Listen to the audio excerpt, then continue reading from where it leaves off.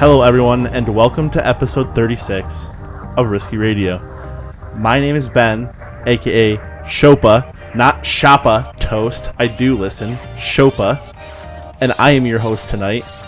Joining me to my left as always, Zach, aka Risky the Kid. Hello everybody. And Lewis, aka Waterloo. Hey.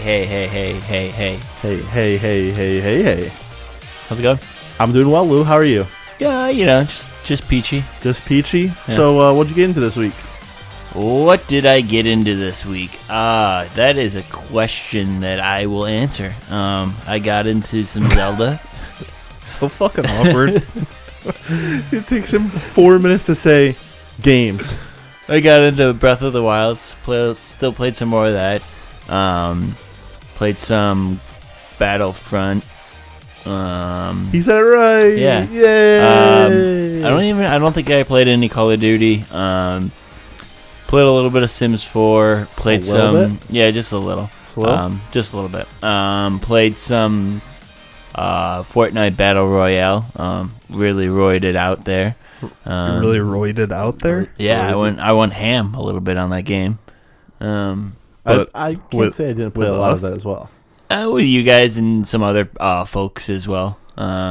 Folks? Like? Friend of the show, Joe, and then Ben, also a friend of the show. Different Ben. Have we gone over this before? Yep. Yeah, and that's about it. Wait. I feel like you're a little retarded tonight. Yeah, I'm feeling a little really retarded tired. tonight? Monster Hunter. Got and played a little bit of that. Hunted some monsters, and I did that as well. Yeah. For the PlayStation. Mm-hmm. That beta went on. It started on Saturday, The 9th. actually. Yeah. That was all right. It was fun. I played the first mission. I feel like it would be a lot more fun, obviously, if you were further along in the game. Well, that's the thing. I feel like this is such a vertical slice of the game. Like, it's such a small segment. Yeah. Like, it's one monster hunt, essentially. Mm-hmm. And they had one for, like, beginner, intermediate, and expert. Yep. I think we both went through the first two. I fought the first big lizard thing. Right? Yeah.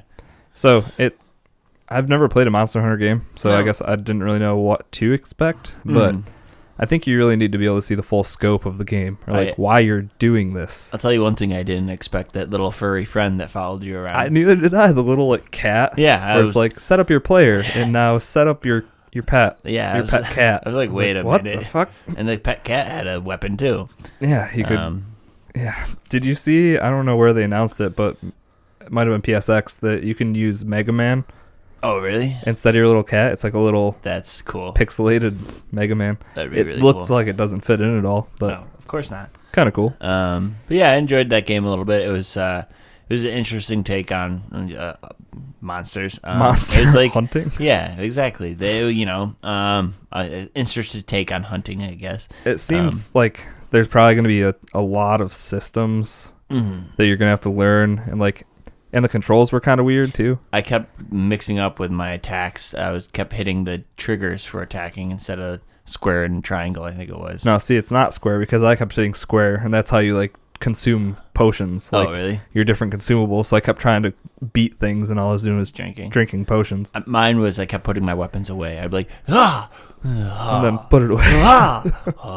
And it's very intimidating, I guess, to the beasts because they would run away. Every time I have to play a PS4 game now, I have to switch to the top buttons, to the L1 and R1 for anything important because they're always on the triggers, and I always either my fingers slip off of them and my controller falls on the ground or something. I always have to have the most important buttons on those top two. So you also have to be lucky enough to get a PlayStation game that actually lets you format the controller. That's true. But it was cool. I liked the graphics were nice. It was a beautiful game. Like it was definitely a good looking game. The forests and everything were really cool. The monsters, you can tell they put a lot of time in all the monsters and all the other creatures that are around there too. So yeah, that's the thing. Like I feel like we need to be able to see all the different weapons that we can get, all the different like crafting materials to be building the weapons, all the different monsters. It's just I need to see a lot more before I get excited for the game, I guess. Yeah, I know this was on the Monster Hunter games was definitely on the there was one on 3DS. Yeah, and a lot of people really liked it. I could definitely see this game on the Switch. I would enjoy that. I don't know, any game on the Switch I feel like I enjoy a little bit more, but just because you can play it wherever. Yeah, but the beta part of it, you know, like you said, you only got to scratch the surface. That's what I wonder, because the beta was just for PS4, so I wonder if we'll get something a little closer to release for Xbox. I would assume so, because it's still 4 months out, right? It was January 26th. Yeah, I was gonna say it's right around the corner. That's probably like the next big game after PUBG comes out. Yeah. After PUBG goes into early access, which is pretty much coming out for them, which is right around the corner for a couple hours. It's probably out now for most of you. Lucky bastards. Go play it. Let us know how it is. But not until you finish this podcast. Sure. But yeah, I like that game. It was fun. I don't think I'm gonna buy it for sure. That's what you think until we tell you it's a game of the week that we have to play. Yeah, I mean, I already played it then. I played one Monster Hunt. I'll play the other 2 hunts and then replay the first hunt again. And then call it. I call them as I see them. So did you play anything out of the ordinary? Well, I guess that was out of the ordinary then, right? Yeah, that was out of the ordinary. That was about it. I didn't play anything else, I don't think. If anything comes to me, I'll let you know in the middle of your talk. All right, sounds good. Sounds like usual. I beat Nier Automata this week, kind of. Yay! Completing Nier Automata is a subjective term. So once you beat the game the first time, you have multiple playthroughs after that. So like I achieved ending A. I played through as 2B, I think that's her name. But then the next playthrough, so after you beat it the first time, you're going to go back through as 9S, which was your like companion through the whole game. So I started that up after I beat, I think the original game, or like the first playthrough took me about 10 hours. I wrote down a few things that like happened throughout the game, but at 6 hours, that was when I initially unlocked fast travel. Oh, wow. So more than halfway through my first playthrough, which like, it's such a game changer when you finally have fast travel. Now, does that carry over to the second playthrough? Do you have fast travel already unlocked? Not that I've noticed. Okay. Not yet. Because for a lot of it, there is like a sprint button, and the sprint is pretty fast. But when you can actually go, like if you're trying to do side quests and somebody's on the other side of the map, it makes you not want to do the side quest because you have to go travel to it. And that's not fun for anyone. You don't like running simulators? No, I don't. I definitely don't. One thing that was cool that I don't think I talked about the last time I played this was that when you die, you can leave messages behind. Because that was one thing I did mention, was that when you find other people that have been downed in the world, you can resurrect them to have them like help battle with you. So like the first time I got killed though, it let me leave like a custom message that somebody else who played Nier Automata at some point would get to read whatever I wrote and then resurrect me or just loot my body or whatever. That was kind of cool because I haven't really seen that in games ever. Yeah. So that was a neat little system. So what did you write? I left Suck a dick. I left it as the default message, whatever it was, because typing on consoles isn't that fun. Nope. And a little time consuming. You couldn't be like, hey, Cortana, say this for me. I was just waiting for something in this room to turn on. Okay. That happened to me the other day. I was actually watching a YouTube video, and one of the guys on YouTube said, like, hey, Google, play Risky Business or something like that. And, like, my Google was like, playing the soundtrack from Risky Business. Oh, wait. Hey, Google, play Risky Radio's podcast. Hope someone's out there that their Risky Radio is just started. Out loud and not in headphones. I would say if my phone that's sitting right next to you didn't pick that up, I don't know if anything else will. Hopefully. Yeah. Well, that'd be cool. It's a good work, though. Good try. You remember that commercial that had to get taken off because the commercial literally almost... It was a Burger King commercial, wasn't it? Yeah. Yeah. They set it in there, and every time the commercial came on your TV, if you had a Google Home, that's pretty funny. It went off. So that was pretty Take funny. me to BurgerKing.com. Nier Automata was really good, though. It's weird. I don't want to go into story specifics, obviously, but the whole idea of having to play through again seems like it would be something that wouldn't interest me, but from the couple hours I've played of the second playthrough, you're getting to see what was going on behind the scenes of a lot of the stuff that I just played through.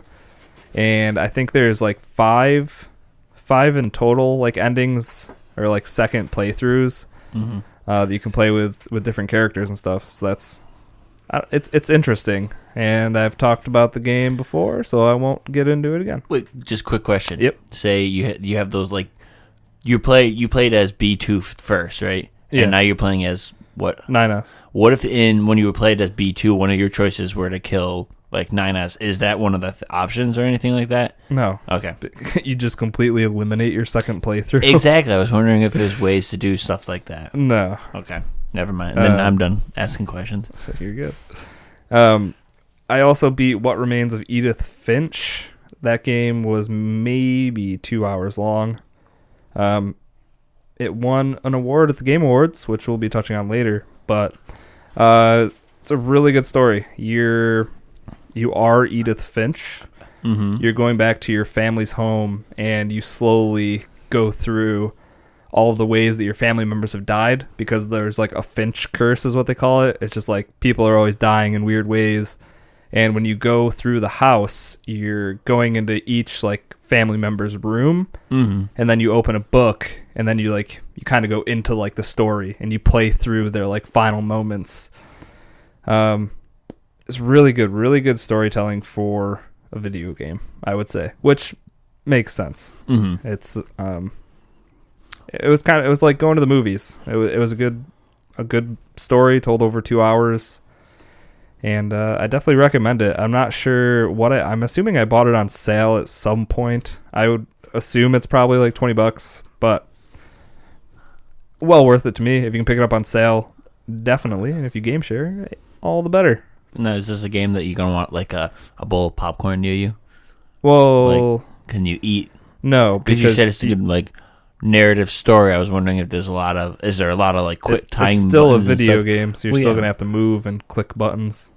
But is there not enough stories that you can put your controller down to eat popcorn? No, because the stories that are happening, you're participating in them. It's not like you're just watching. Like there's no cutscenes in the game. Okay. You're part of every moment throughout the game. Gotcha. So I mean, you could probably play a lot of it with like one hand. So I guess you probably could eat popcorn. Were you on a keypad when you? Well, no, that was like your thumb just is doing this, controller. And then you might have to hit some other buttons with this finger. Lewis, I have an idea. Take your sweatshirt, flip it around forwards, and just put the popcorn in the front. And you put the popcorn in the hoodie. You just cow that shit and just as you play. And you need the drinks on the side, the helmet. Mm-hmm. I think that was it for the most part. Fortnite Battle Royale, like you guys said, we dabbled in the 50v50 mode, which got announced at the Game Awards. It was pretty much hey, this is out now, go play it. Yeah, it's an interesting way of doing things. I played a match of it, and what happened was exactly what I thought was going to happen. It was going to get super lopsided, and then it's like the last 10-15 minutes probably, or about 5 or 10 minutes, was just going to be 3 people trying to hide from 20 or 30 people that are still alive. It was weird because the way that they showed it in the Game Awards was like 2 sides of a battlefield. They're both building like giant buildings, and then they're having like some type of battle. But it almost looked like battleship warfare, where you're like both on like 2 sides, and you're just firing back and forth. Right, but you get dropped into 50v50 the same way you do in every other mode. Squads or anything I think that's kind of a miss. Like if you start, like maybe have 2 or like a separate bus for each team. Yeah. So like as soon as you see your whole team start to jump, you go. That is the other thing I don't like is you can't see where your team is until you're on land. the ground. Yeah. I think you have no clue. So I don't know. So it worked. I played like 5 games of this. I won 4 out of the 5. And the other game I lost was actually the opposite of what you think would happen. We were up like 25 to 15 or 14. And then they just happened to get spawn. So the circle came to them. So as we were moving like towards the circle, they just picked us off like one by one.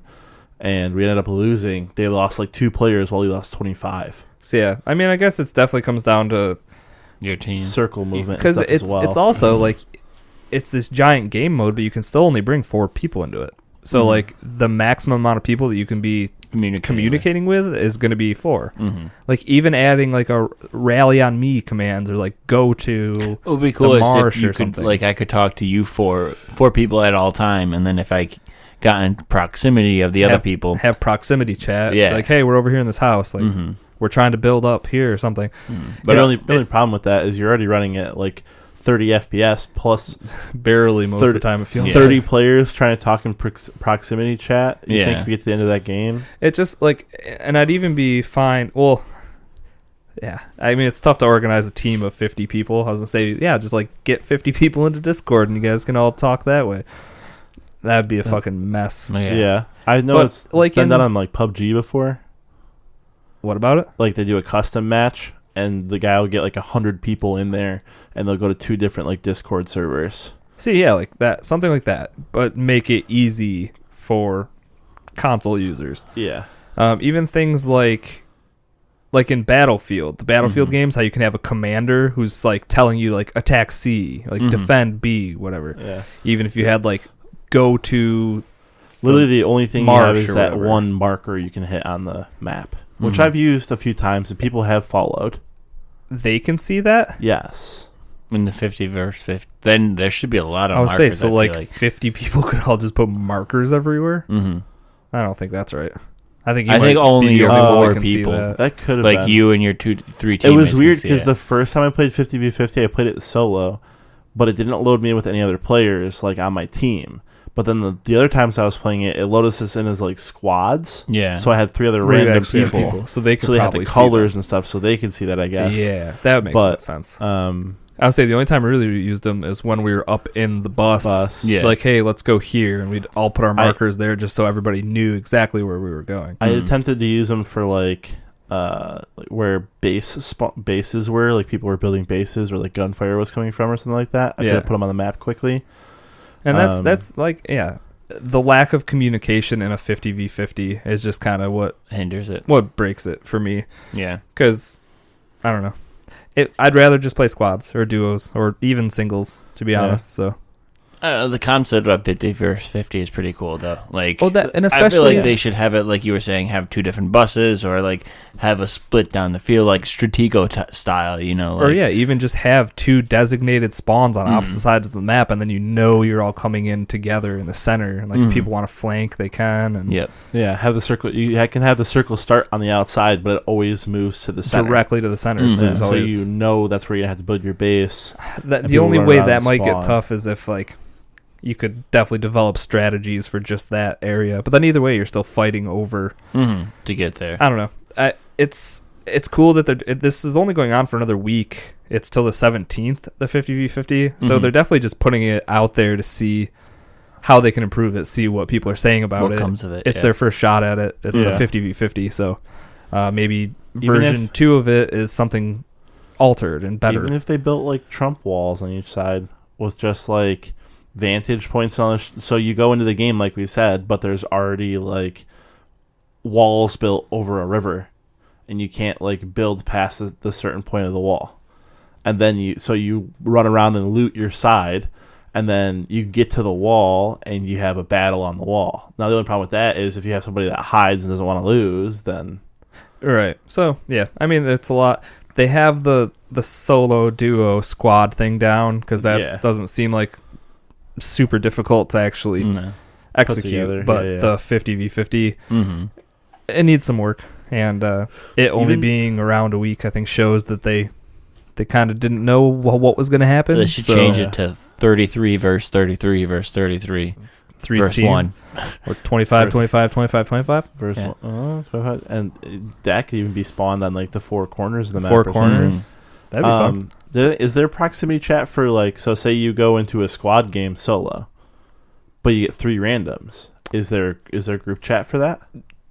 I don't think there is. I don't think so. No. Oh no, there is. Is there? There is. Okay, For just your squad? just there your is? squad. Yeah. I was Okay. gonna say because And it's probably not proximity chat. It's probably just game Regular chat chat, that's just yeah. open all the time. I remember watching a video where somebody had to mute somebody because they were loudly chewing in the headphone. Yeah, that's what I mean. 99% of games, if I can hear somebody else, I'll mute them. Like Call of Duty, just mute all.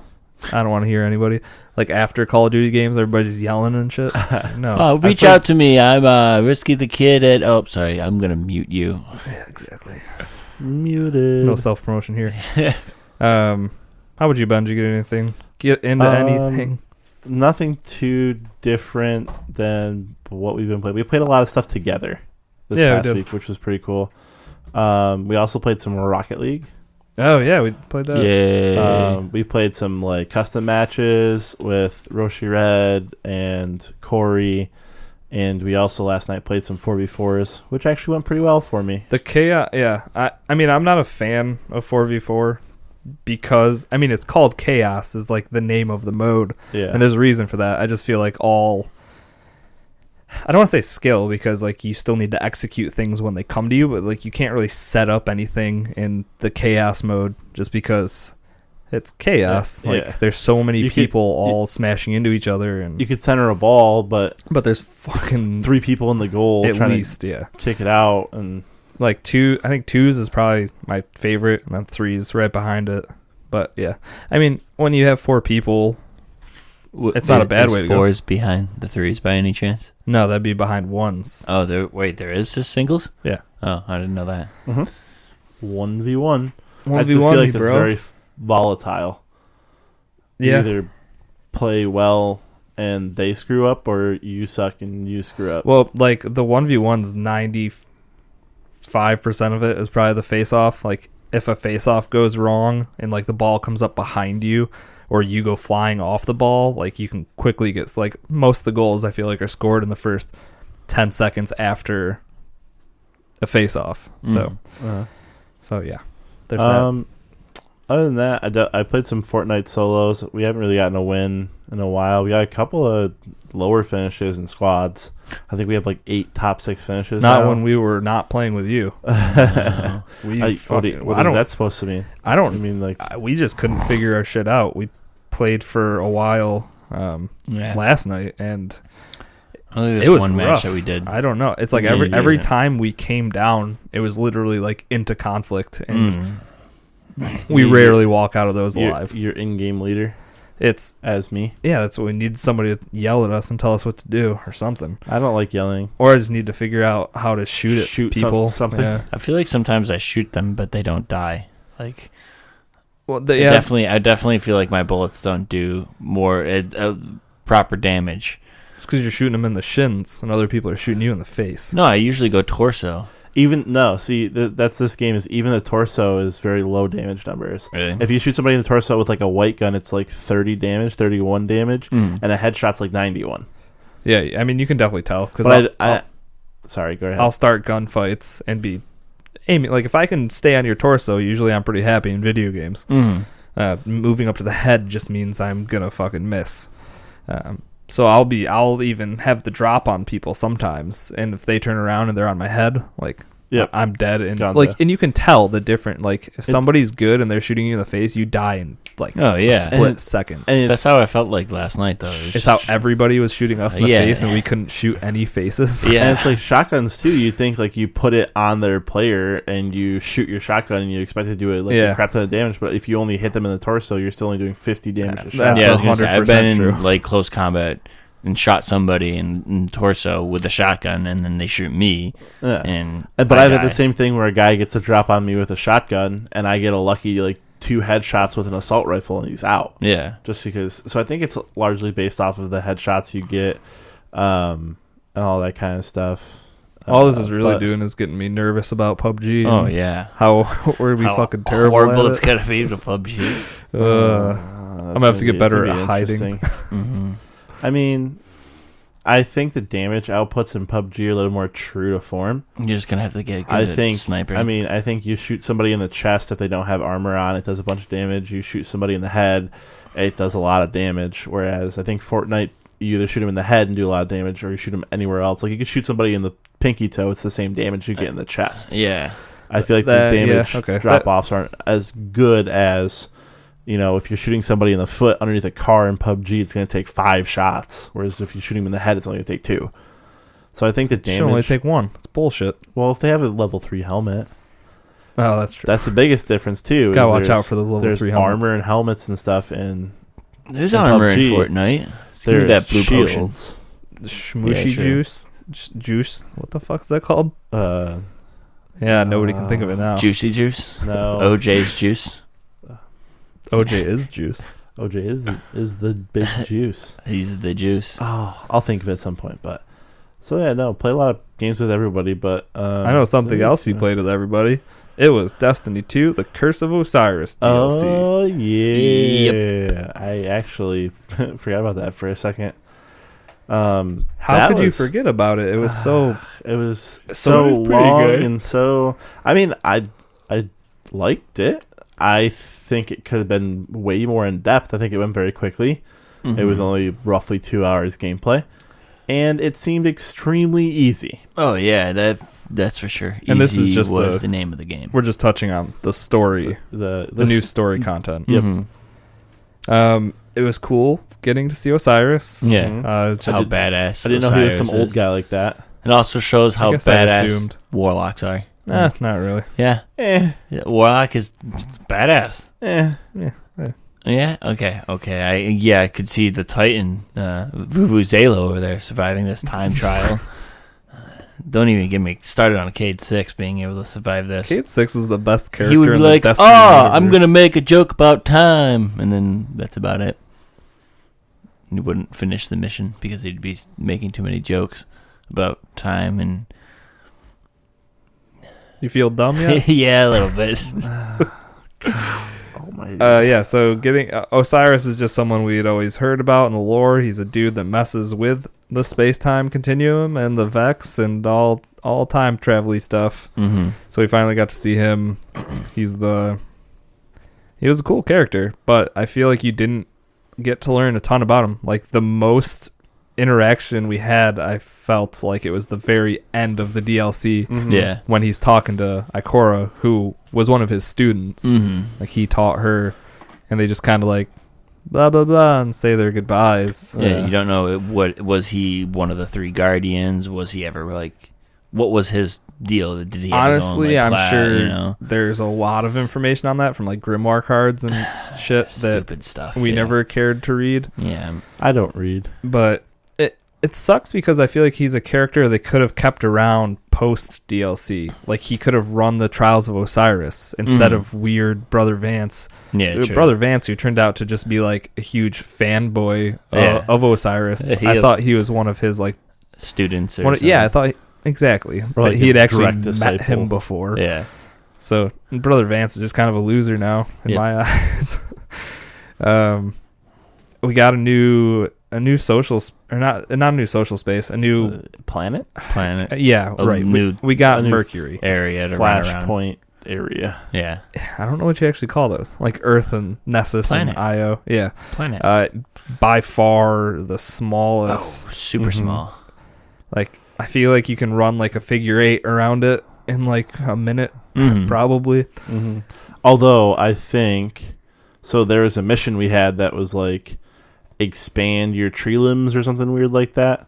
So I think it expands a little bit, maybe, because there's parts of like Earth and all that stuff as well. You know, we didn't have that side portion of Earth until we got to that part of the story where his we ship beat the whole story though. Yeah, I feel like so if but it there's would still have been unlocked. But I still got another like mission from it's the probably Osiris land. Yeah, that's probably the stuff that you have to go through the infinite forest or whatever. Like that shit where we were just essentially just running through it. We had to go through the gates. Yeah. And like you'd open the gate and then it would change to a new area. So those were all like procedurally generated. Like, so those were going to be random every single time.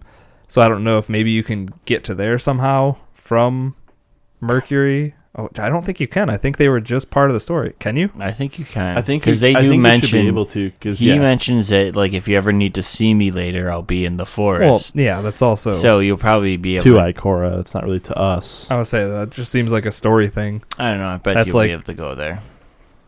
Well, you already could go there. Yeah, but no, I'm saying I bet you'll be able to get into the forest and run through those doors again.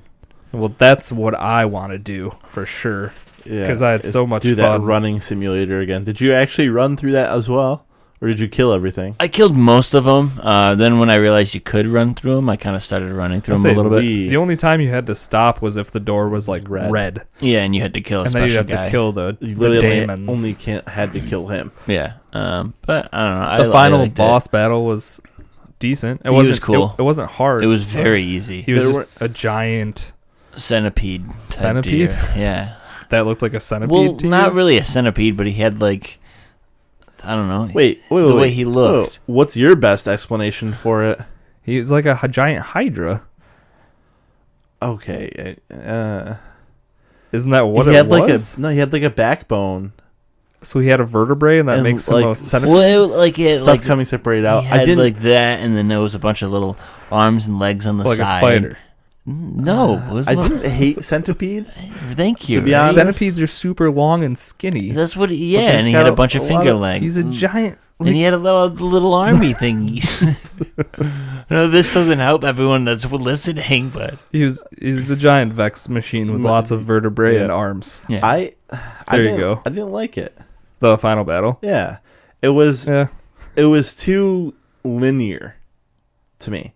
You beat this one guy, you slammed this power core home, and then you got to shoot him in the eye once, and then you had to do it again, and then you had to do it again. Yeah, but isn't that like every other... I was going to say, sounds like almost every other part of Destiny. Maybe you're starting to realize you're just not as in love with Destiny as you thought you were. I also feel like we did a ton of damage. Well, it only took me twice, and he backed off to the back room. That's what it is every time. Yeah. Which is my fear, is that they like set that, so as long as everyone in the party shoots him in the eye, he loses like half his HP. If you're super over leveled for that, do you kill him in one shot? Like, how much damage did you do with your first set? Well, I don't know. I know by the time the third set came down, he only had like that much. So you did as much damage to him in 2 sets as we did in 2 sets, and he used Golden Gun first. Oh, really? I didn't even use my with Celestial. super once. Yeah, the Golden Gun with Celestial Nighthawk took him down to like a third of his health, it felt like. Well, no, because he went half the first time, didn't he? Because I thought we could do it in 2, and then he went all the way down to his sliver. No, I thought it was more than that. I don't know. Either way, it was fucking ridiculously easy. Oh, yeah. And if you had 3 people, you did it solo, pretty much fine, right? We did it, the 2 of us, pretty much fine. Imagine if we did it all together. Yeah. I mean, I think probably everybody did. So we should test that out, maybe. Get on the secondary characters and just get there with super overleveled. See if that's the same thing. Like, if we actually... You are more than welcome to give that a shot if you want. I need 3 people, though. That's the point. Oh, doing it. Gotcha. With 3 and seeing if it's the same damage outputs and stuff. Like, if he always goes down to that one little tick of health to move backwards. Okay.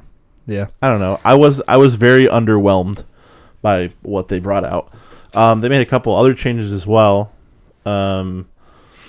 The Crucible is different because the one gun they released, that fucking the laser gun, something lens. I don't remember, but it's literally all it's used now in Crucible. And when I say all, literally every single kill in every single game of Crucible is this gun. Yeah, and Zur sold it this week, and that was the reason why. Yep. I saw people saying that it was because Trials of Osiris, which is their most competitive thing, that if they didn't give everybody the opportunity to get it, that Trials was just going to be broken. Like, for whoever people had that it. were lucky enough to have that gun were just going to be smoking everyone. This is a 1.5 second kill, if that, plus you burn afterwards for a tick. So even if they get you down to like half HP, you burn down to like no HP. It's the Prometheus lens is the name of it. Yeah. And it's an exotic, but it's in your power weapon slot. Not power. Power. All the way at the bottom? No. No, the middle one. It's like the energy weapon. Yeah. So you don't even, like, you spawn in with a full mag plus like 300 bullets for it. And it's ridiculous. It's ridiculously dumb. Plus, it feels like you get a lot more loot out of Crucible as well. I was getting like 4 or 5 drops a game. I didn't play the blues that were coming out, the 7 levels below whatever I was, but there's still drops. Once in a while you get a purple. I got an exotic Ingram the last game I played in the Crucible, so that was nice as well. But I don't know, it just felt underwhelming for them trying to make up for the mistakes. Yeah, for how crappy the launch of Destiny 2 has been, and like they couldn't keep people hooked. This was their chance to right that ship, I would say, and give people a reason to go back. And after we played, I found it hard to want to go back. Like, I think the one thing that I would probably enjoy the most out of this would be the new raid layer, the new part of the raid, which is just tacked on to the Leviathan. And I don't want to have to grind to level myself up to the appropriate power level to even like attempt it. So I wonder what the power level is. I saw somebody say that they'd try to be around 320 is where you should be to go in there to do that. Which I think I got to like 311 when I signed off. 315 with all of my weeklies done. So, yeah, like I didn't focus on any of those. If any of them happened, it was because the clan got them or just got like the XP one or whatever. So yeah, I don't know. Destiny's a sore subject. Just a sad sack. It's just not what it needs to be.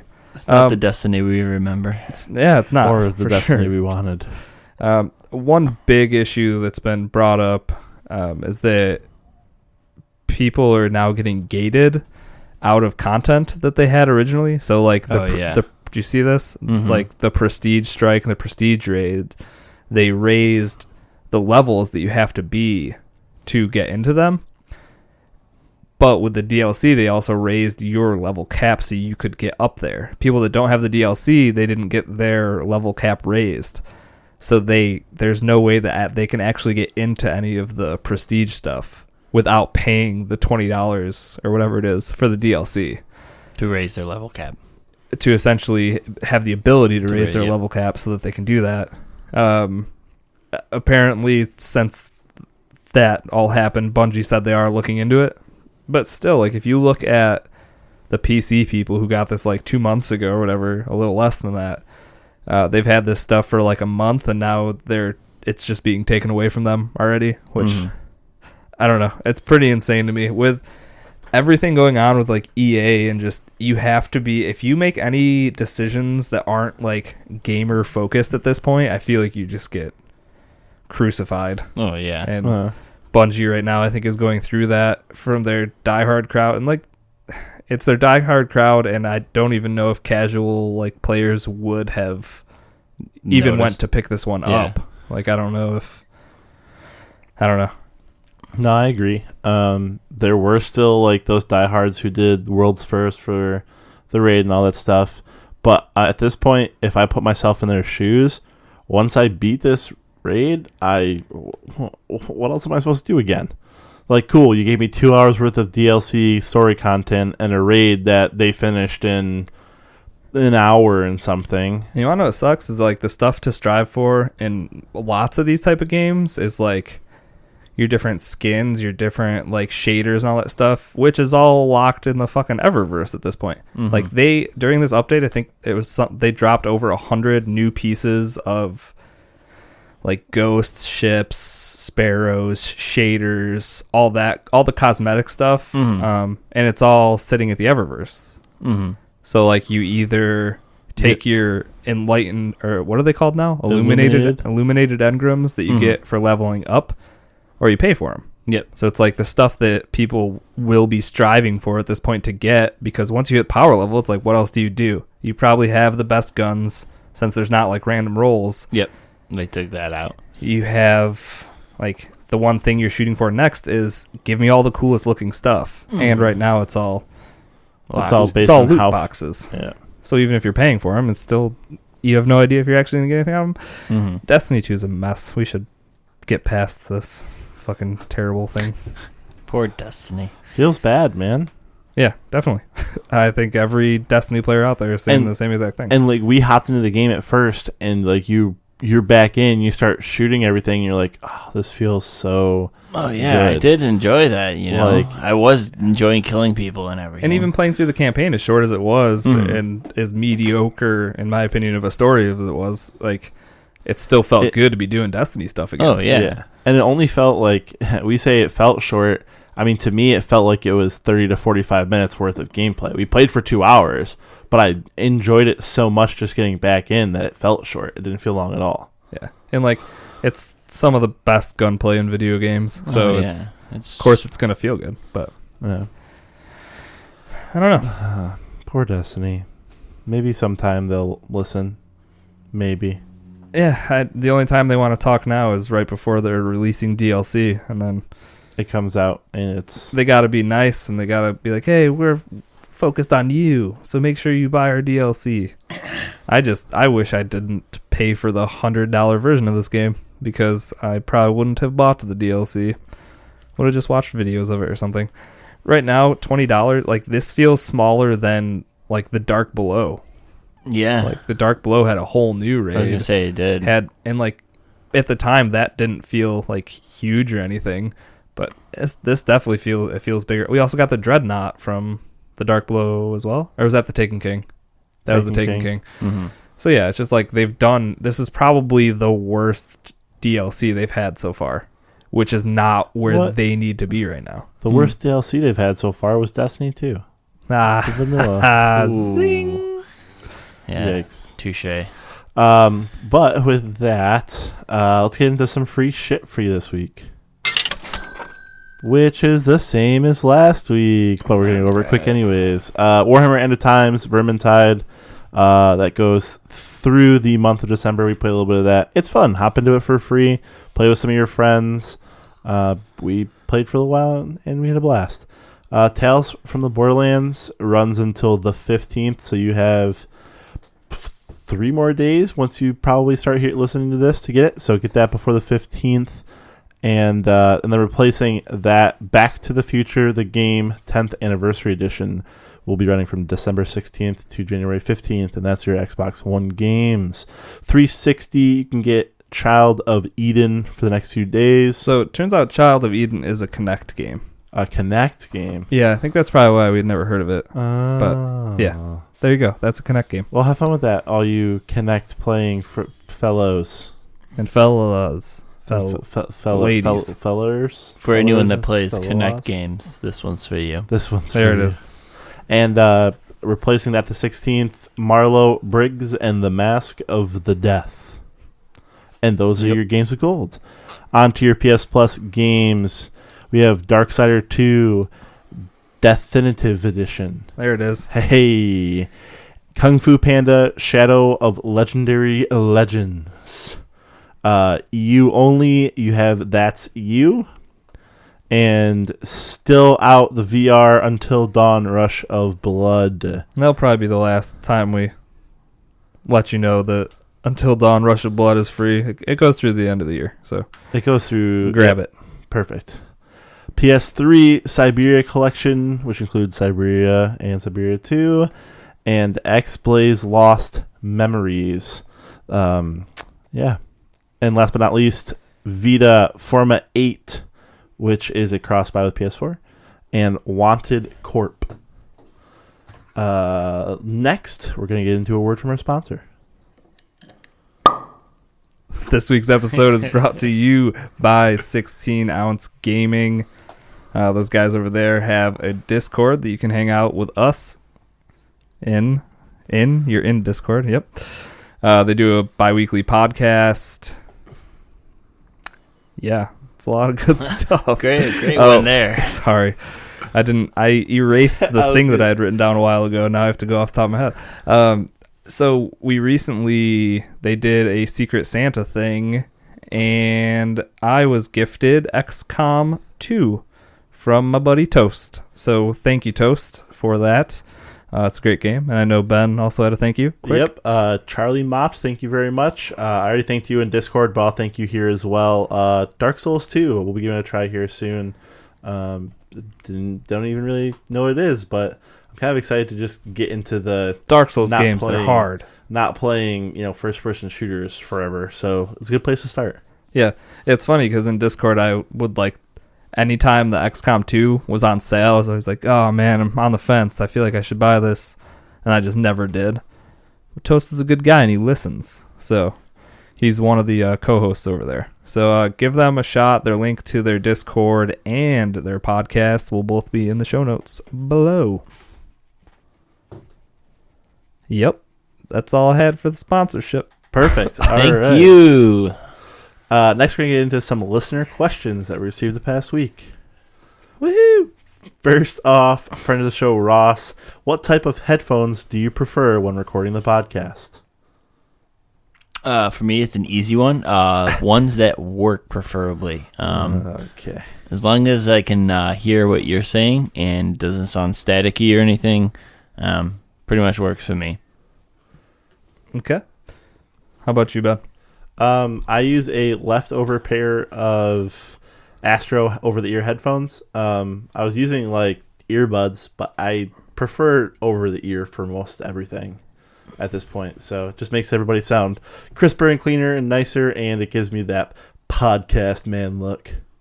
Well, everybody is looking at you, so yeah, that makes sense. Confidence is from the inside. That's true. I use a pair of headphones that came with an HTC 9, I think. It came with a cell phone. They're like the Beats by Dre stupid earbud things, but I use earbuds. That's the short end of this. The short answer is earbuds. I don't know. I don't find them uncomfortable like some people do with having things actually in their ears. They're super light, obviously, and now my ears don't get sweaty from being trapped in little ear cages. Little ear cages is what over-ear headphones are. Makes sense. Also, while we were talking about this quick, I thought I could just also say also one more time. Also, while we also talk about this, since just because we were talking about equipment, I thought I could also. God damn it! It's just a train wreck. I was just gonna shout out the equipment we use when we record the show is all I was trying to say. Did I say also again? It's the worst fucking word. For our mixer, we use a Behringer X1204 would be the model for that. It's a nice big mixer, and it was affordable. It was nice. We did a lot of research for mixers and microphones and stuff. We're still trying to pay everything off. Next up, we have our mics. Those are MXL 990s. Well, two of them are. Someday we'll replace that. Don't count on it, Lewis. Don't count on it. Yeah, so Lewis uses ATX 340. I use an AT-AT. And Lewis just rides an AT-AT. Audio-Technica microphone I got for streaming and recording that we now use for this. Good. These MXL 990 mics right now are $50 at the Guitar Center online. Which That's is like 50% off. Less expensive than what we paid for them. But ours came with, the holders, the whatever these things are called, that keep them safe if we bump them with our shoulders and stuff. Yeah. What he said. Those things. Next question, please. Next question. Get me out of here. All right, getting you out of here. Also, Ross writes in, what is your favorite part about winter?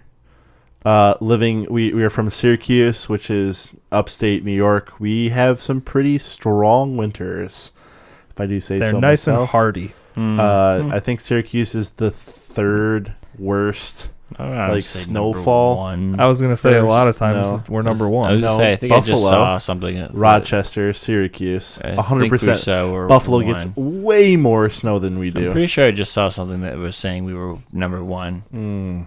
But my favorite part about winter is the part where it's over. Hey, me too. Yep. I am not a fan of winter. No, I don't mind it if it's like snow globy out and it's like okay, the snow can fall, but once it starts sticking and really it's there, that's when I don't like it anymore. If snow could fall everywhere but the roads, I would be totally fine. I hate driving in the snow. That would be nice. I hate loved ones driving in the snow. Like, it always stresses me out. And it's not my fear for them driving. I trust everyone I know who drives because I've ridden with them. Mm-hmm. It's all the idiots who think that because they're in a Jeep, cough, cough, cough, can go 75 on the highway when there's a foot of snow on there because they have a four-wheel drive vehicle. I have a two-wheel drive vehicle. Just because you have four-wheel drive doesn't make it any better to drive. You just need confidence. That's what I've seen. And I'm confident in my ability. My car, on the other hand, I haven't driven in the snow yet, so we'll see how that goes. And also, for the record, there's an award called the Golden Snowball Award. This is an award given out to upstate New York's cities for most snowfall. The cities included would be Albany, Binghamton, Buffalo, Rochester, and Syracuse. Syracuse has the award from 2002 to 2011. Rochester got it the year after that. Syracuse for the next 4 years, and then Binghamton last year. So. Oh, wow. Seems like it was a one-sided contest there with Syracuse winning. Buffalo didn't get a goddamn thing? Yeah, no. God, they were closed for literally Buffalo was closed for 2 weeks last year. And if you watched the NFL this past weekend, you saw the Bills playing in a foot of snow. That was pretty nuts. Pretty funny. My favorite part, since I'm not a pessimistic Scrooge McDuck. I like winter. Well, I just don't like if I did something in the winter, I don't know, skied or how about just the way it looks? Snowmobiles. Oh yeah, no, don't get me wrong. It looks cool nice, but for the first 2 falls of snow, but then there's just a shit ton of snow for 4 months, and I'm like, get the fuck out of here. If there could always be 4 inches of snow constantly on the ground, no more, no less. Why 4 inches, Lewis? I don't know, because that seems He's like just very familiar with 4 inches. 4 inches of snow constantly on the ground. It always snowing those cool big fat snowflakes like a snow globe, and it not ever getting below 32 degrees. Well, then you're not going to get snow. Give me winter. No, that's false, that because sounds if it's 32 perfect. here, it's colder above. That is what I want, okay? Right. That would be winter that I could get down with. But when I get snow up to my ass and higher and shit that it's colder than when I go to breathe in, my nostrils freeze, that's the kind of snow in winter that I'm like, no, not. And this not is where I'll go fan. ahead and say you two are the worst kind of people, where every year you complain so much about how you hate the winter, and yet you live in a place where you have 3 months at least of solid winter and freezing cold temperatures. Trust me, I realize this, and every time winter approaches, I feel Listen, like it's... mister, I tried to move to L.A., both of you. L.A., woof. No. San Diego, whatever. There you go. I haven't had the opportunity to move anywhere yet. No, you have. You've just never seized it. Oh, I'm poor. I mean, I'm poor. I'm pretty sure you could have saved money in. Yeah, the best part about winter is the way it looks and driving in it, because it's a lot of fun and challenging. Everybody likes a challenge when they drive. At least I do. You should try driving with your eyes closed then. That would be challenging. Oh, God. I hate you people. Challenge accepted. I mean, I even have you drive me once in a while if it's really bad out. Because you have a mangina. I do. I'll admit it. I get very anxiety filled. You're the kind of person I don't want in front of me on the highway. Oh, another reason why snow's not cool, winter's not cool, is because then you have to clean off your car with all that fucking snow on it. Don't you have a car starter? I do. You're the least person who has to worry about this the least out of all three of us. It doesn't get it all off. You still usually have to brush some of it off. Zach has to do both his car and his driveway. That's his own Good fault. Good thing I have a pretty small driveway. That's all I did. I just invested in a nice driveway.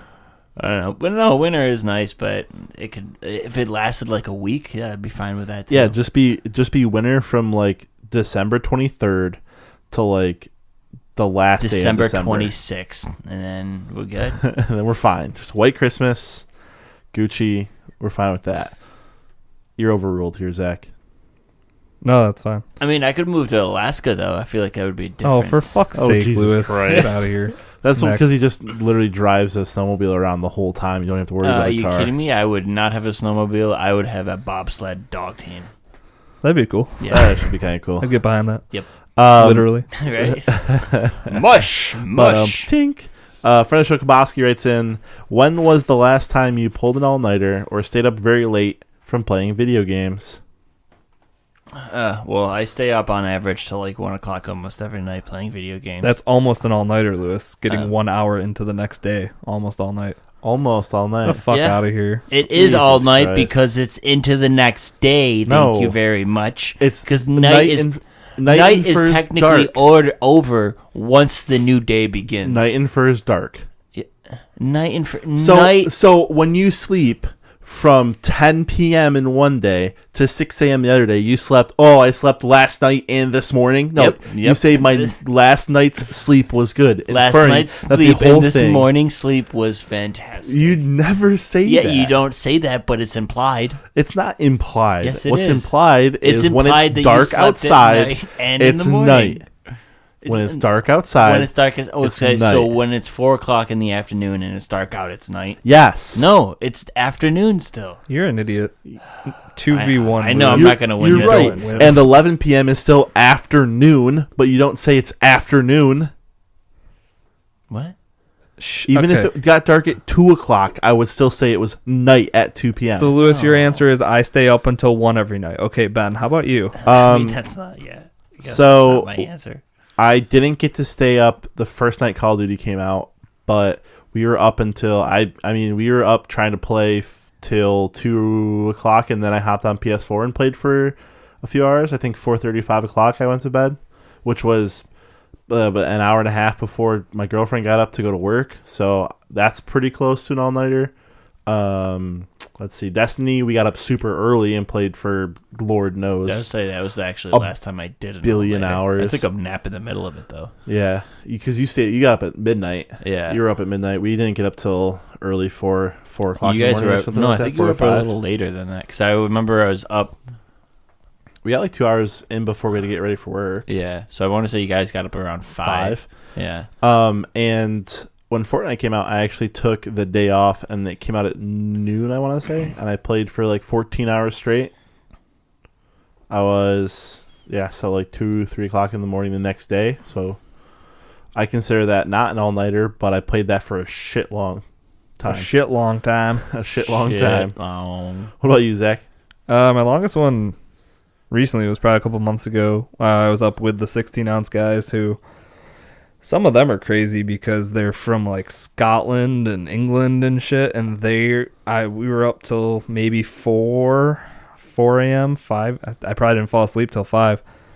Which is but for them, they're morning. 5 hours ahead of us, and that's fucking crazy. I don't know. I could barely function the next day because I had shit to do too. So I think I got like 3 hours of sleep, 2 hours of sleep. But recently, like whenever Megan works the weekend, I stay up as late as I can so that I will sleep in later. So like when she comes home, can still be sleeping. But so I think this past weekend I was up till like 3:30 at one point playing Nier Automata.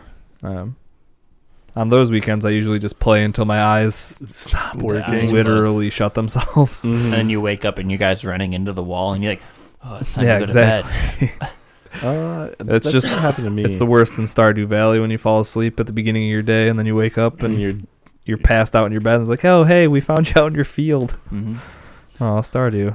Oh, I I literally put something on the back of my phone so that when I fall asleep watching something, it doesn't like fall on my face while I'm laying down.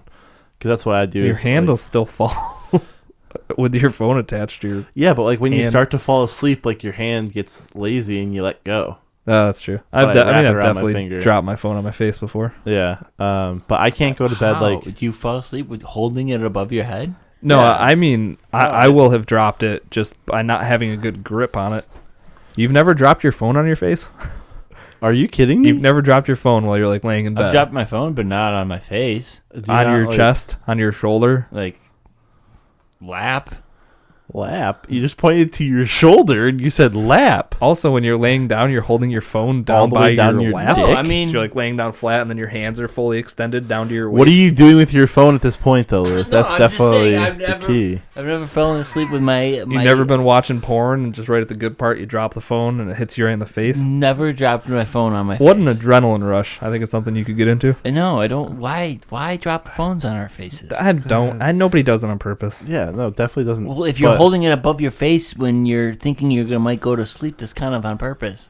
Well, like, no. how stupid do you have to be to fall? How can you fall asleep with your hand stretched above your face? When the hell is your hand? When you start to get my tired. hand is right here when I'm watching my screen. Why are you watching it like this? Because I like to see the details in what I'm watching, Why don't Lewis. you roll on your side and then you have the phone on the I bed can't like sleep that. on my side on my couch. It's small. I'm fat. Well, that sounds like a personal issue. Sounds like you two are doing a lot of arguing this episode. Makes me want to leave. Yeah. But I'm just baffled on can't- you holding a phone above your face when you guys are trying to go to bed. I think that's all. a regular thing. It's like as you're... No, It's it's not worth trying to have a discussion with them about it. But I can't so if I finish playing video games at 2:30, I can't go to bed because I'm still excited from playing video games. No, that means you're not playing long enough. No, but then I just watch YouTube until my eyes close. I mean, I guess I put on Netflix, but that's just to listen to it. My eyes are definitely closed, and then I just fall asleep. But yeah. And last but not least, friend of the show, Ladonian writes in and asks, "Do you think Mario being such a short game hurt his chances for Game of the Year?" spoilers, I moved that down into Game Awards. Real mature. Oh, not on mine. Didn't update. So no, Mario did not win Game of the Year. Spoilers. Do I think that it being short affected its chances? No, I don't. I don't think Mario is up to... I don't know. It just wasn't as good as some of the other games up there. I think that was exactly why it didn't win. Why it didn't win, yeah. Yeah. I mean, there's been years when shorter games have won. Mm-hmm. So it was a good game, but I don't think it was that good of a game. I know it sold really well. Yeah. And everything. But honestly, it was... If you put that game side by side with Mario 64, it was just about the exact same game. Bigger, but I don't know. I didn't feel like there was enough change to that to make it feel substantial enough to win Game of the Year. Also, with the amount of... If you want to actually collect all the moons in the game, too, you're talking about a big game. Yeah, that too. It just... If you're just getting your 10 moons or however many you need to get off this planet, then, I mean, yeah, the game is going to be pretty short. That's how I was playing it, because I wanted to get through it as quickly as possible. But, no, I don't think so. You guys in agreement for the most part? I agree. I think if your game has Game of the Year chutzpah, if it's in the running for it, you can't have the length of the game be... an issue. You can't have somebody say, well, this game was the perfect time at 22 hours, 14 minutes, so it should win Game of the Year, even if it has a shitty story compared to another game. It shouldn't matter on how long your game is. If you can get the content in there that makes it a fantastic game, you should win Game of the Year. So you're saying it's not all about size, it's how you use it. All right. Yes. That's exactly what I'm saying. Okay. All right. So we're glad we're in agreement. No, it doesn't ruin Game of the Year. How long was... I'm not going to spoil it. Did we spoil it already? I mean... Just go on. Did you? Okay, going on. All right, now it's time for the news.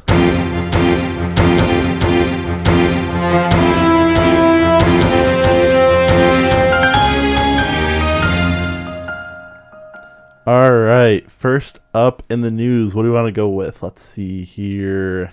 The Walking Dead is in the news this week.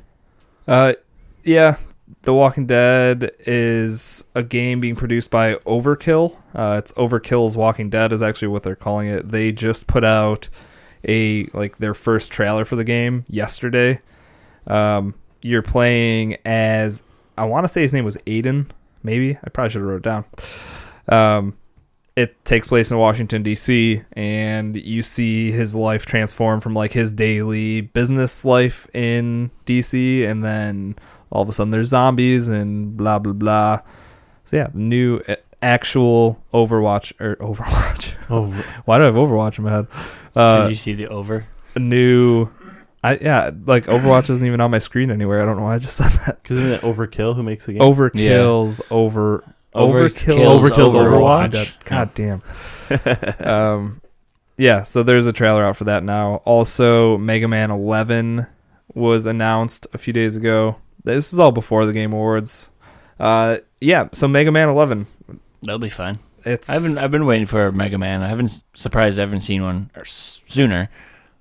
It's like I want to say 2.5D. It's like everything you're doing is 2D, but then like the backgrounds are 3D. Mm-hmm. So it looks really good. Yeah, it does. Like, it doesn't look like some of the older stuff. It looks like if it plays as well as the older ones and looks as good as this trailer for Mega Man 11 made it look, then I think you're in for a treat if you're a Mega Man fan. Mm-hmm. Yeah. Awesome. Sticking with some fun trailers we saw just before the Video Game Awards, GTA 5 has a new Doomsday Heist coming out. It looked like a lot of fun. Yeah, there's DeLoreans that fly. There's DeLoreans that doesn't want to drive a DeLorean. Exactly. Especially ones that fly. And they were going underwater. There's do they time travel is the question. It didn't seem like there was any time travel. There might be. So this is their first heist since 2015, I think. Yeah. So it's been a couple of years, almost going on a few years. December 12th is when you're looking at for that. So hopefully right now you can go and play this Doomsday Heist. I think I maybe played all the heists from GTA Online. I did not. No? No. They're all a lot of fun, so I'm yeah. assuming this will be no different, especially if they've been working on it for a little bit. I'm sure it hasn't been the whole 3 years they've been working on it or anything, but seeing that they're putting out heists again, hopefully it's good. It's nice to see that they're still doing stuff with it too, Yeah, they're keeping they've been crowd engaged. Incredibly good, and a heist is like a perfect thing. Yeah. It's like their version of a raid. Like Destiny players would be pretty pumped if they just randomly put out a raid, even if it was like a mini raid. Yeah. So, yeah, check that out. It looks really good. And on to some sadder news from the docket. We have a few delays. Far Cry 5 and The Crew 2 have been delayed. Far Cry was only a month, luckily. Yep. Yeah. Exactly a month, I think, right? February 27th to March 27th, I believe. Yep. Yeah. And The Crew, I know. 2 was, end of their fiscal year, which is August 2018 to September 2018. Was that it? I'm not sure. So. I didn't look into that. I looked at an article. I believe those are the dates. The end of their fiscal year. So sad face. Hopefully they don't go.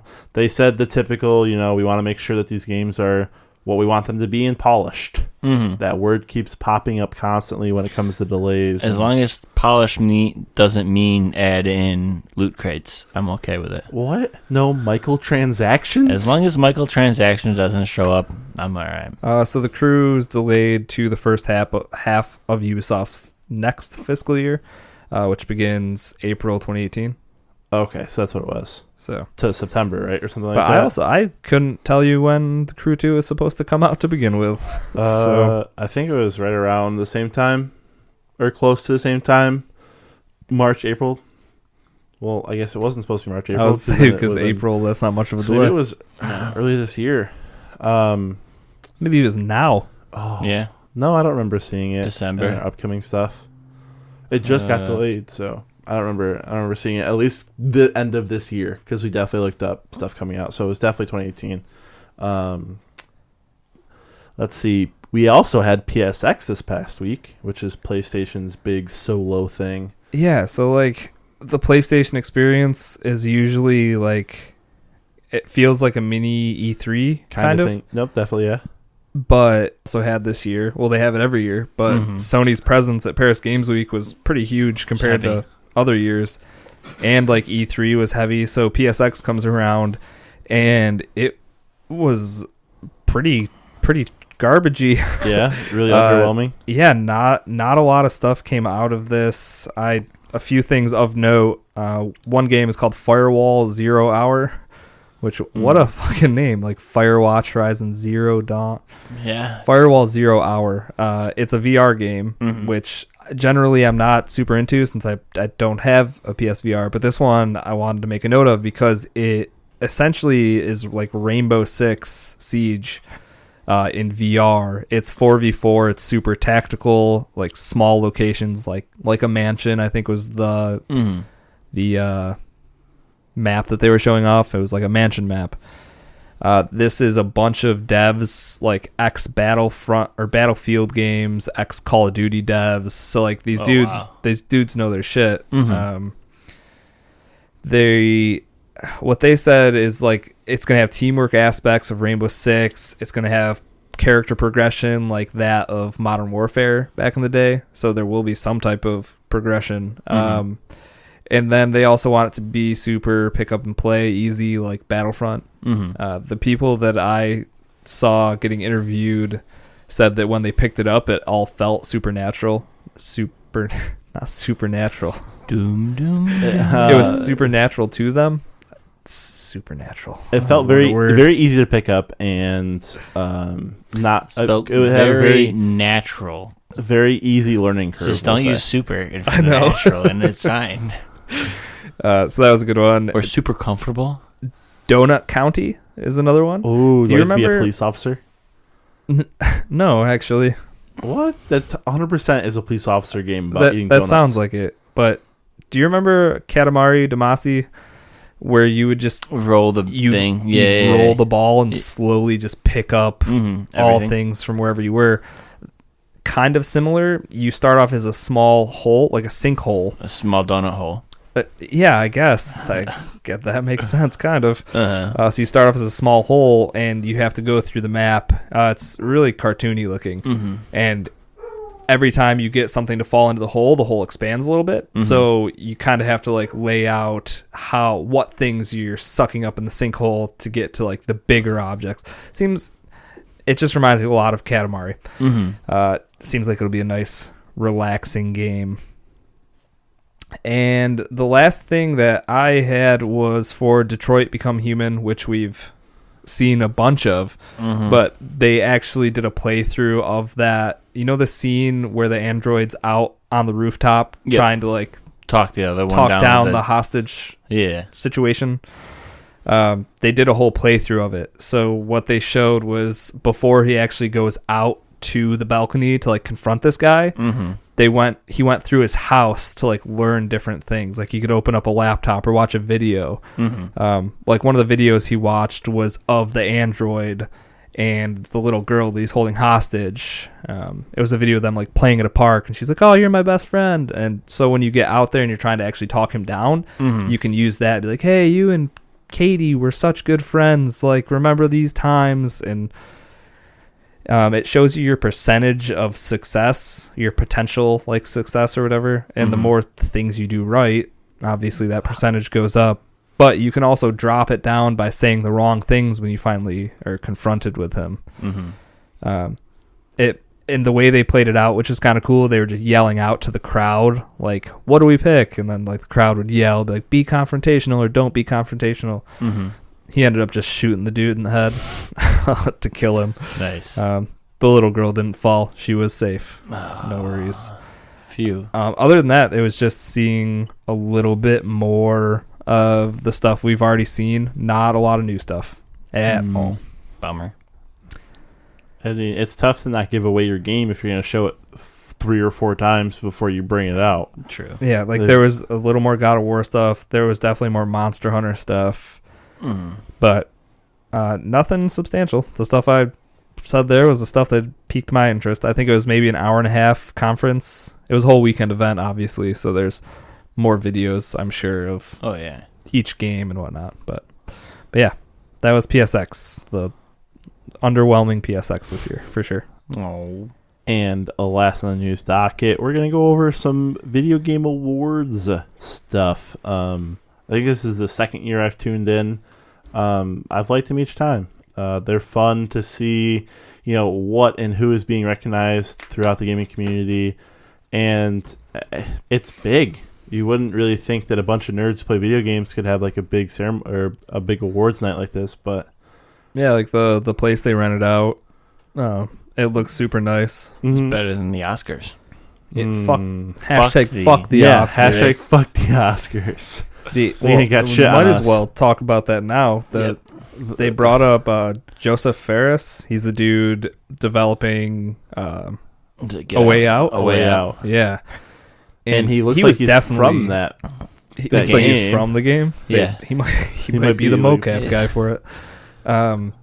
So they brought him up to talk about A Way Out and then introduce like, hey, we're having a new trailer. But like he got up there and before he even talked, he was just sitting there and his eyes were like pretty much closed. Squinty, and he was super happy. And I was like, that dude's either super high or he's wasted right now. Like, one or the other. And then as soon as he opened his mouth, you're like, yeah, he's cocked. Gone. He shouldn't be up there talking. Gone.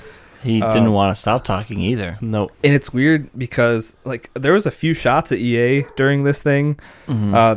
This was one of them. He was like, I just want you all to know like this game has nothing to do with EA's bullshit and their loot boxes. And it's like, dude, EA is publishing your game, like funding your development team essentially. Yeah. And like as soon as he said this stuff, he knew that he like fucked up. He's like, no, like don't get me wrong, they're great. Yeah. And like I wouldn't be able to do this without them. And then he's like, but all publishers fuck up sometimes. It's like even there, you just said you like just showed hey, that everyone like, fucks up sometimes. Yeah, like they clearly fucked up. You don't have to keep rubbing salt in the wound here, and it was so weird because Jeff Keighley, like the host, is just trying to like get him like off stage, like let's just get your preview up there. To your trailer. And he kept being like, no, wait. I have one more thing to say. I'm getting to my point, I swear. And then he was like, oh, like look at all these people, like this is what an award show should be like. And then he's like, fuck the Oscars, and he just puts his middle finger up right into the camera. He asked if he could swear. He goes, can I swear? Can I swear on this? And he goes, yeah, you can swear. So then he yelled, fuck the Oscars. Yep. Because he was in movies before this, before he started doing games. So apparently he had some type of hate. Maybe he never won an Oscar. Apparently he just hates them. Yeah, doesn't like him, but so that was the first EA bashing that happened. There was also when Zach Levi went up to open one of his rewards, or the award that he was announcing. He pulled out a credit card and he's like, "Oh, I can't open this unless I pay for a microtransaction." And then he like funny though opened up the award with his credit card, which I mean, it was still just a shot at EA. That was well done though. I liked that. That was tasteful. That one was funny. Yeah. And then the other guy didn't do it very tastefully. I don't think that other guy knew where he was. No, I think my favorite thing from the awards was that awesome, sweet, brand new premiere of Wolfenstein. Wolfenstein 2. Yeah, remember that? Right at the beginning. Yeah. Do you know what that actually was? What? No. Was it a DLC? No. So are you talking about the bone thing? Like where you saw like the blood? No. When they were going to show a world premiere and then they showed... They did. Wolfenstein. They showed Do you remember like right before that he said that stuff and it showed like a bloody bone and a string? Okay, yeah. That's what it was. It was from Software, I think. They're the people that made Bloodborne. So people think that was like a quick teaser for like, hey, Bloodborne 2 is going to be a thing. But then immediately, like literally no transition, immediately after that weird bone bloody clip that you saw, they ran a fucking like a commercial for fucking Wolfenstein. It was somebody. See, you can't do shit like that to us dumb people. Yeah, because I was like, that's no, because even everyone. I was confused because the like brief world premiere snippet was so small that it didn't seem like it could have been a whole premiere. I remember them showing that little clip later on, and I'm like, not in obviously in the show, but in like reviews and everything. I'm like, I remember seeing that, but I don't remember where I saw it. And now that you say it was right before the Wolfenstein thing, I kind of recall that. Yeah, because we were all super confused. We're like, oh, Wolfenstein 2, that's already out. World premiere. Well, cool. Yeah, we were like, is this a DLC or something or what? But yeah, it turns out there was a brief little snippet. Gotcha. The last thing that I was going to mention about the EA bashing was that single player ad that Bethesda put out. You remember that? It's like, are you looking for games that you don't need like other people to play with? And just shows this like poor sad kid that just like wants to play games, but nobody's making his single player games. Yeah. That was all because some higher up at EA said that like people don't want to play linear games anymore. Like, so Bethesda was like, I think a lot of people do, and then they ran that ad. It was just a lot of. I mean, EA's been fucking up, so it was good to see some of that stuff. Yeah. What else did you see there that we liked? There's a live orchestra. Ben, I know you were super into the live orchestra, huh? I love orchestras. I love them a lot. I didn't like they were the good. French band that played. Phoenix. That was weird.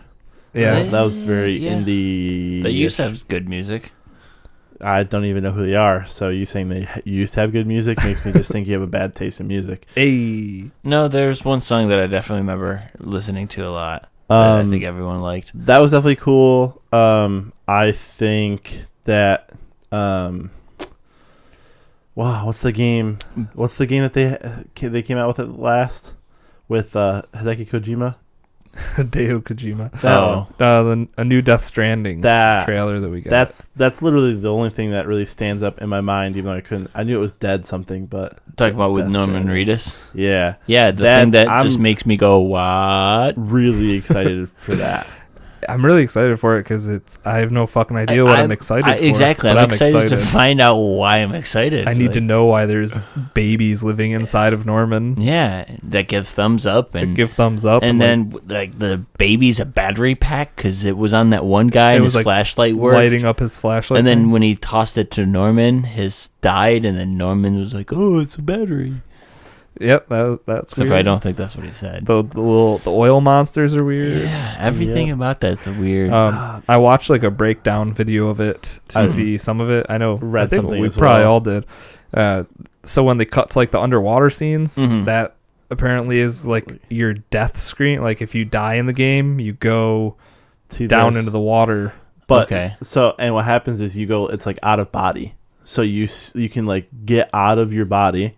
And I guess there's like loot stuff you can pick up. It's like the stuff that was on your person that you dropped. You could like go and it's like through Minecraft. the water to get it. So remember, confused. You know in Minecraft when you die, all your stuff drops out. But if you go back into the realm, you can like go pick up your stuff. Yeah. So it's similar to that. When you die in this game, you get dropped into this water world, upside down water world. And you have to go pick up your shit. And your body is floating down dead, and your shit's all around it. So you pick up all this stuff, but there's a timer. And before that timer ends, you have to get back into your own body to come alive again. There's no like continue from where you died or continue from a save point. I also think it's a lot of speculation as well. No, I read like something from that explained all of that to you. He was talking about how death in this game isn't the end. When you get back in, you go from where because that's like so. Also, in the trailer, you saw them make that giant hole in the ground from the explosion. And then when he comes back alive, he's on top of like the edge of that hole. Because this game is based off of when you die, you don't go back to a spawn point. I guess what I'm asking is this from like IGN or GameSpot? Or is this what Hideo Kojima was like, hey, this is how this works? He's the only one that would know that. Pretty sure I read it from a GameSpot like article, but he was being quoted in it. So all of these things I thought were pretty well understood. I mean, yeah, they could point. Be. And then the other thing that I saw from that trailer was like they call it timefall. If you remember the beginning of the trailer, like the rain. The rain would fall down and the vegetation would grow really fast and it would like die down. Also, the guy that was pinned under the truck, he starts to get like rained on, and you can see him like start to age super quick. So it was like if you get hit by this like rain, it has like time. It affects time somehow. Yep. So it's fucking so much weird shit. I'm just baffled. It was like a 10-minute long video, and you come out of it not knowing anything. I did see little finger raindrops, though. The little finger when he was laying down. There were like fingers that were like floating. All right. What? I don't remember that at all. I definitely remember it because I saw little the finger raindrops. They were like little finger raindrops. I don't know. They were like centipedes that were in the middle of but they were fingers. Huh. All right. I didn't see that one. Yeah. Anything else of note? Yes. Bayonetta 3. And Bayonetta 1 and 2. For the Switch. Yep. All for the Switch. Exclusively, the 3 is exclusive to the Switch. Yep. Yeah, but so I don't know. They didn't show much for Bayonetta 3. No. But Other it was than just That is coming.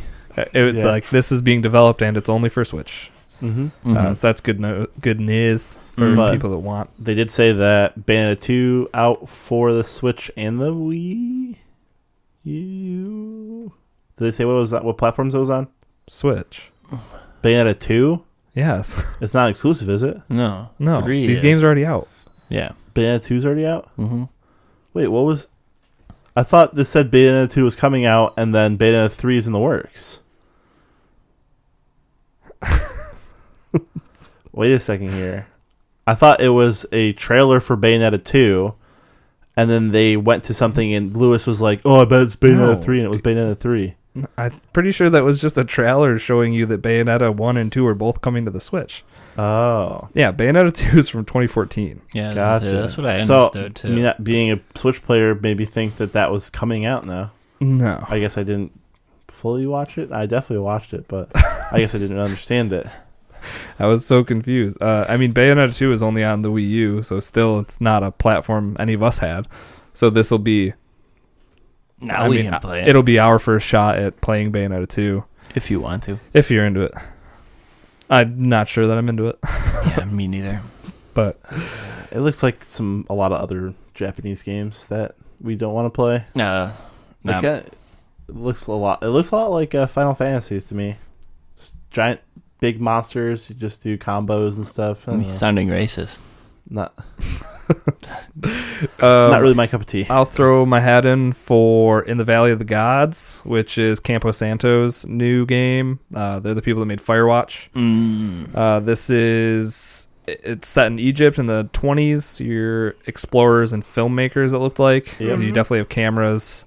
It looks looks cool, cartoony. It looks just like Firewatch.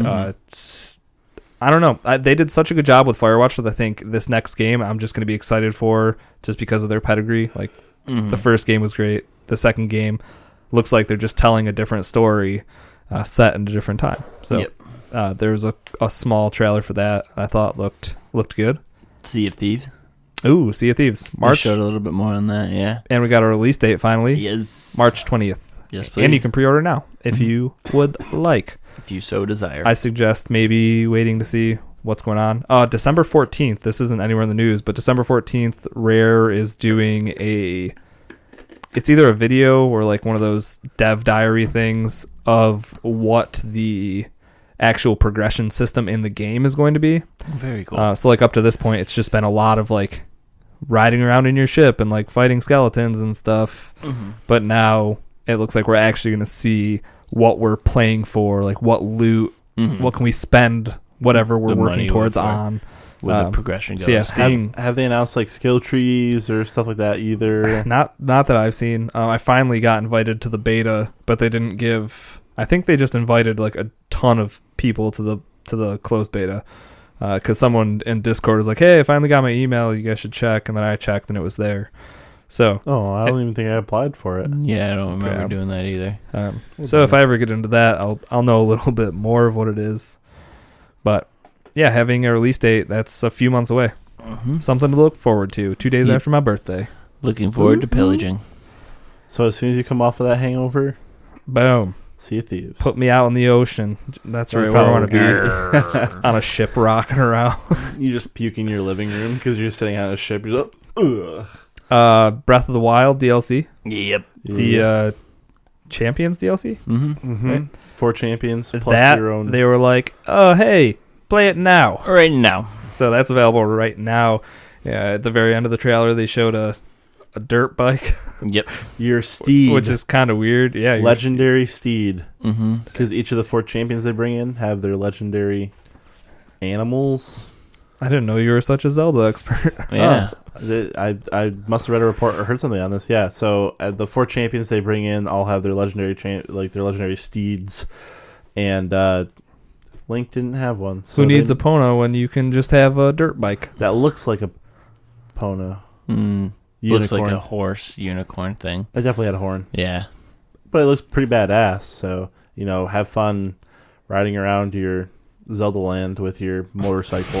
Seems I knew he wasn't going to say Hyrule. I knew it. Hyrule is the land.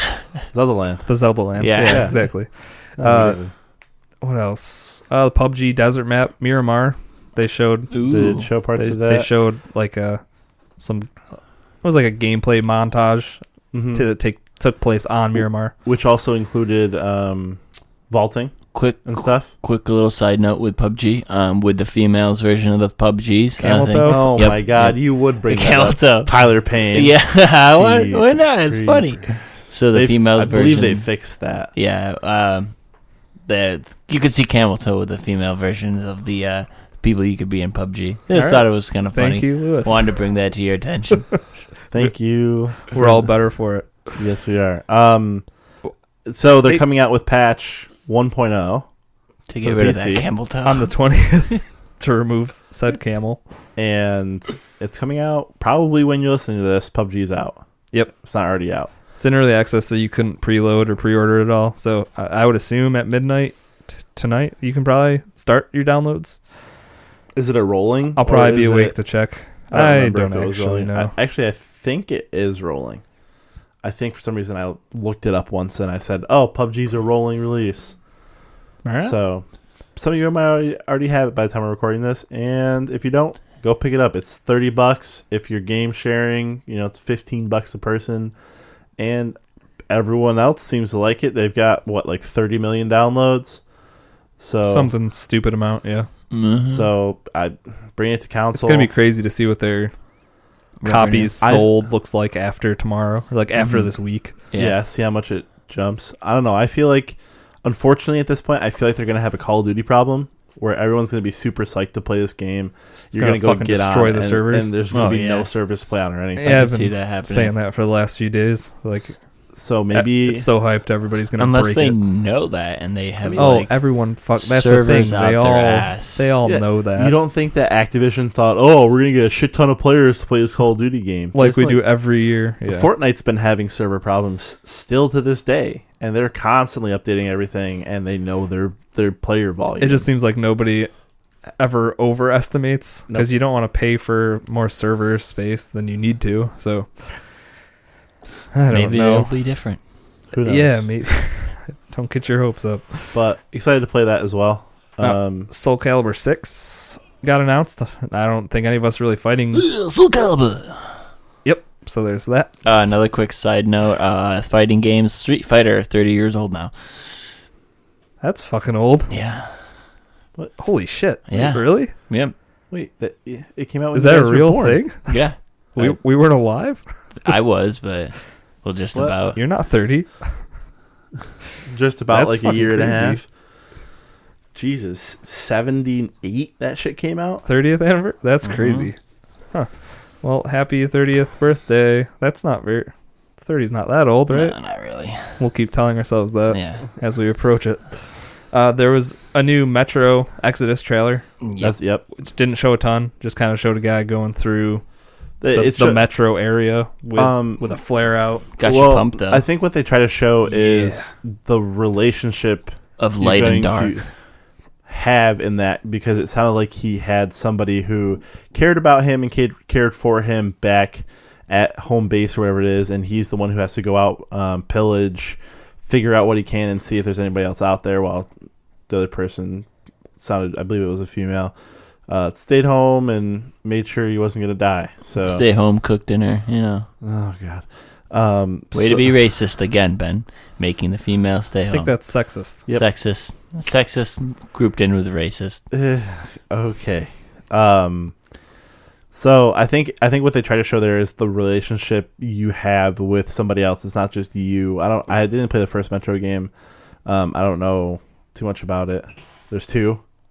I didn't play any of them, which goes to show. But I think they just try to show the relationship you have. The first one was about the giant monsters you fight and what the world looks like, and the second one got a little bit deeper into the relationship you have with the people who you're surviving with.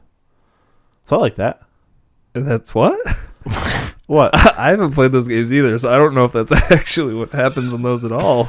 No, I'm just saying the first 2 trailers we've seen. Oh, I thought you meant the first 2 games. I was No. You just said you haven't played them, and then you're telling us exactly what they are. No. So the E3 trailer. Well, I haven't played them, but this is what out they're of the about. Metro, and you saw the giant animal. 100%. I agree. Okay. The second one, you got a chick talking to you in your ear. Yes. So Sounds good. just rolling with what I know here. Yeah, I mean, there was other things too. If you check any of your YouTube feeds now, I'm sure you're seeing all sorts of stuff from the Game Awards. Overall, this ceremony has improved every year, I think, in my opinion. I think they add awards on as well. Categories. Because there were a couple of things they said, a new award this year, new category this year. Well, yeah, it was the best ongoing video game or something. No. Overwatch or the game that won the Overwatch won. The category was a new category. Was it? Yeah, which was best ongoing game. Yeah, and they won Game of the Year last year. Is what I think. I was thinking. Of, yes, right.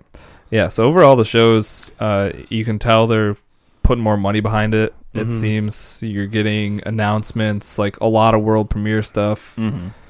I think you're also seeing like more A grade people go into this. You're like Zachary Levi, who's your Chuck Norris, A grade, B plus. So I think they're getting there. Yeah. If it keeps going at this trajectory, maybe we won't have to stream it at some point, and Jackie Chan will be hosting. That's what I was gonna say. That's exactly what I was thinking. Well, that's going to do it for your news stories. Let's go around the table here quick. Do we not want to talk about who won anything at the Game Awards? Did you want to? I'll just go through the winners instead of going through all. I didn't know if you wanted to list off all the categories or anything. No, well, I'll just go, like I said, I'll go through some of them. Okay. And then you can say if you agree or disagree. Best game direction. I don't like this as much as I thought I would. Best game direction. Legend of Zelda Breath of the Wild. Yeah, I agree. Sounds fine. Best narrative.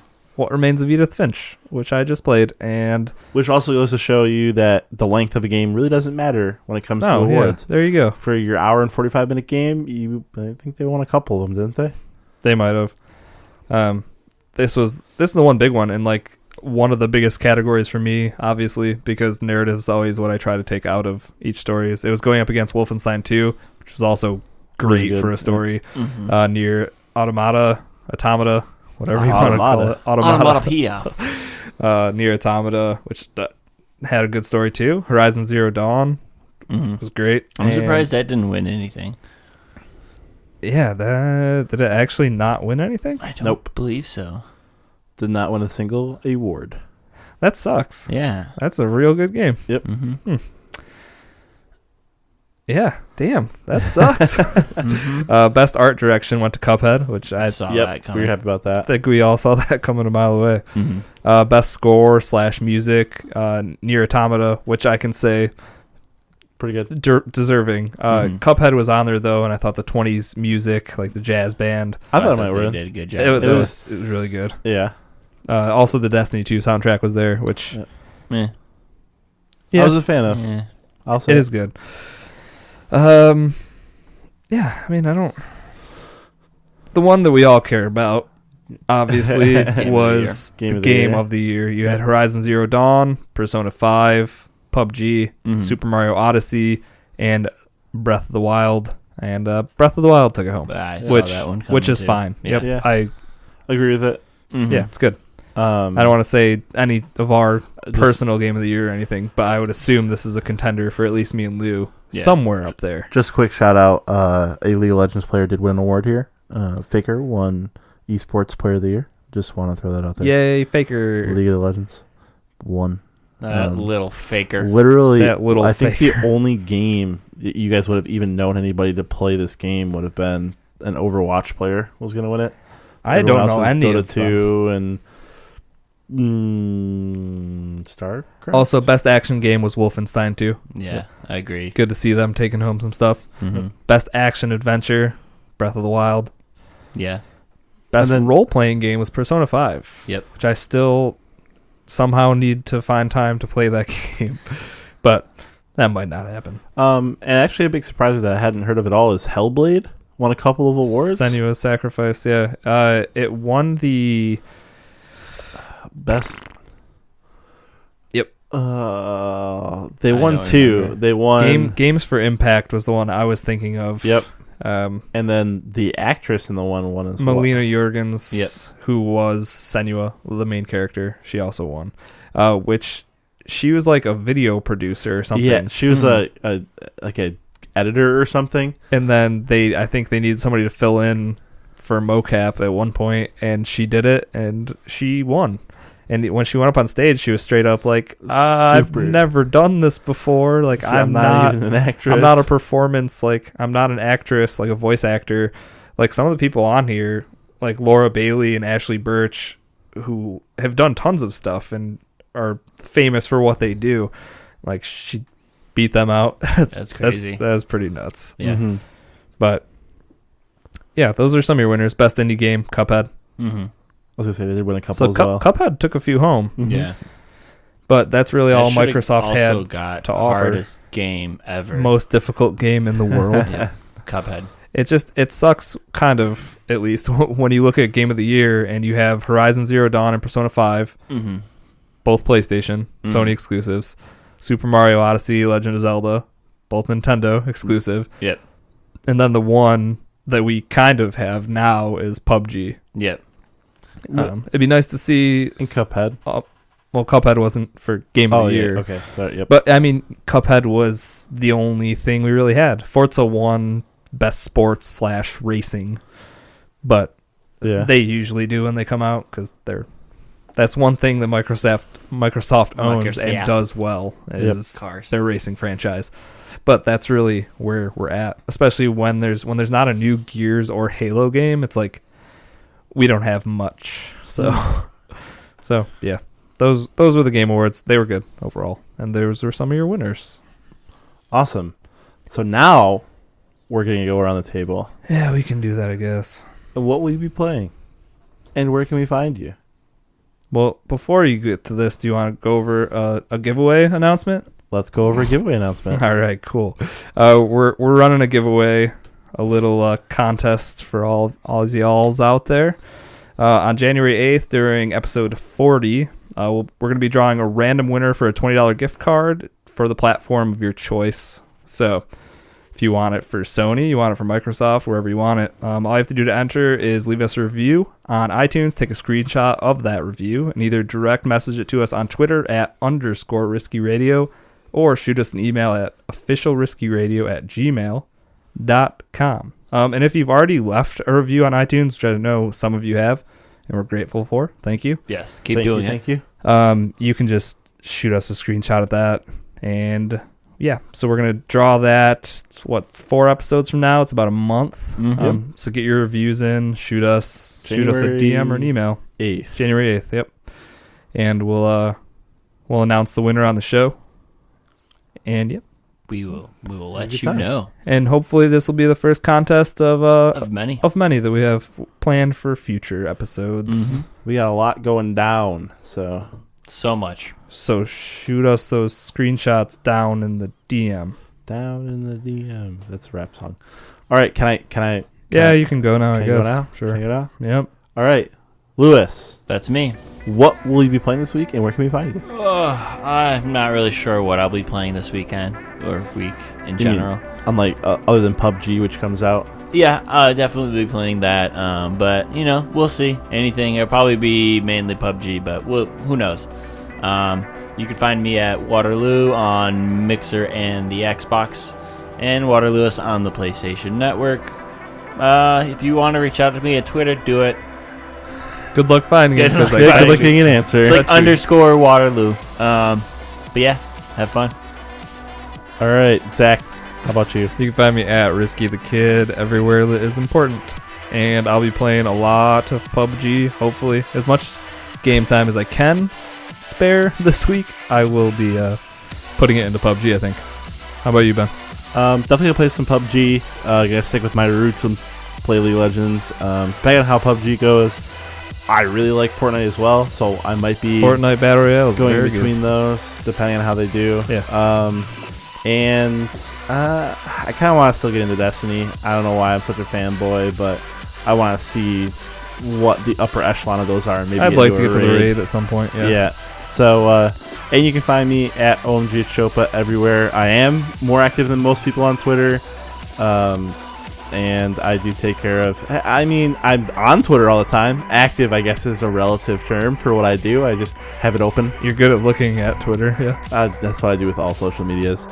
But that is going to do it for us tonight here at Risky Radio. Thank you for joining us. We had a great time, and we hope you did too. We'll be back next week for a brand new episode. But until then, we'll catch you later. Bye, everybody. Toodles.